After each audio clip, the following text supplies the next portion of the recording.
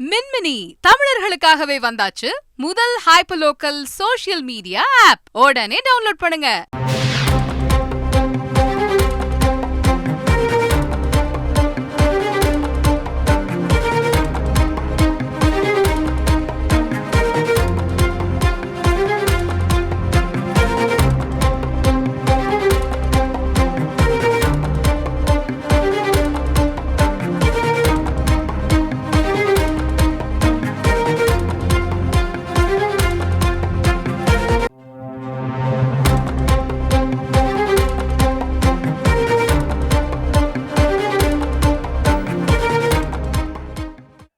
அண்மை செய்தி. நாம் தமிழர் கட்சி நிர்வாகிகளுக்கு எதிராக சட்டத்திற்கு உட்பட்டே நடவடிக்கை எடுக்கப்படும் என சென்னை உயர்நீதிமன்றத்தில் என்ஐஏ விளக்கம் அளித்திருக்கிறது.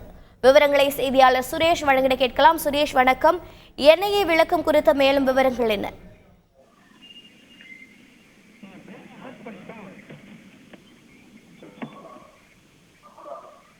சுரேஷ் வணக்கம். என்ஐஏ நாம் தமிழர் கட்சிக்கு எதிராக சட்டத்திற்கு உட்பட்டே நடவடிக்கை எடுக்கப்படும் என தெரிவித்திருக்கிறார்கள். மேலும் விவரங்கள் என்ன? வணக்கம். நாம் தமிழர் கட்சிக்கு தேசிய புலனாய்வு முகமை எனப்படக்கூடிய என்ஐஏ அமைப்பின் சார்பில் நிர்வாகிகளுக்கு சம்மன் அனுப்பப்பட்டிருக்கிறது. அத்துடன் அவருடைய வீடுகளிலும் சோதனையானது நடத்தப்பட்டிருக்கிறது.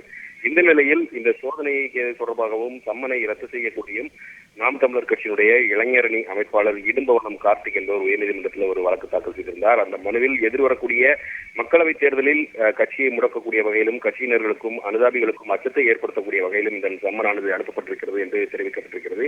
மேலும் தேசிய புலனாய்வு முகமை விசாரணைக்கு அனைவரும் தயாராக இருப்பதாகவும் உரிய கால அவகாசத்தை வழங்க வேண்டும் என்றும் அந்த மனுவில் தெரிவிக்கப்பட்டிருக்கிறது. நாட்டினுடைய பாதுகாப்புக்கும் சட்டம் ஒழுங்குக்கும் ஊறு விளைவிக்கும் வகையில கட்சியினர் எந்த ஒரு தேச விரோத சமூக விரோத செயல்களிலும் ஈடுபட்டதில்லை என்றும் அதனால் தேசிய புலனாய்வு முகமை அனுப்பிய அந்த சம்மனை ரத்து செய்ய வேண்டும் என்றும் அந்த மனுவில் கோரிக்கை விடுக்கப்பட்டிருந்தது. இந்த வழக்கு இன்றைக்கு அவசர வழக்காக நீதிபதிகள் MS ரமேஷ் மற்றும் சுந்தர்மோகன் அடங்கிய அமர்வு முன்பு இன்றைக்கு விசாரணைக்கு எடுத்துக் கொள்ளப்பட்டது. அப்போது மனுதாரர்கள் தரப்பில் ஆஜரான வழக்கறிஞர்கள் சங்கர் மற்றும் சேவியர் பிலிக்ஸ் ஆகியோர் கட்சி நிர்வாகிகளுக்கு காலையில் சம்மன் அனுப்பிவிட்டு உடனடியாக ஆஜராக வேண்டும் என்று தெரிவித்திருக்கிறார்கள். வெளியில் உள்ள நிர்வாகிகளுக்கும் காலையில் சம்மன் அனுப்பி சென்னைக்கு வந்து ஆஜராக வேண்டும் என்று கூறியிருக்கிறார்கள். இது சட்ட விதிமீறல் என்று தெரிவித்தார்கள். மேலும் சில இடங்களில் சோதனை நடத்தியதால் இந்த சம்மன்களை ரத்து செய்ய வேண்டும் என்றும் கோரிக்கை விடுத்திருந்தார்கள். அப்போது என்ஐஏ தரப்பில் ஆஜரான கூடுதல் சொலிசிட்டர் ஜெனரல் சுந்தரேசன் மனுதாரர் திங்கட்கிழமை, அதாவது பிப்ரவரி 5ஆம் தேதி ஆஜராக வேண்டும் அவகாசம் கேட்டார்கள்.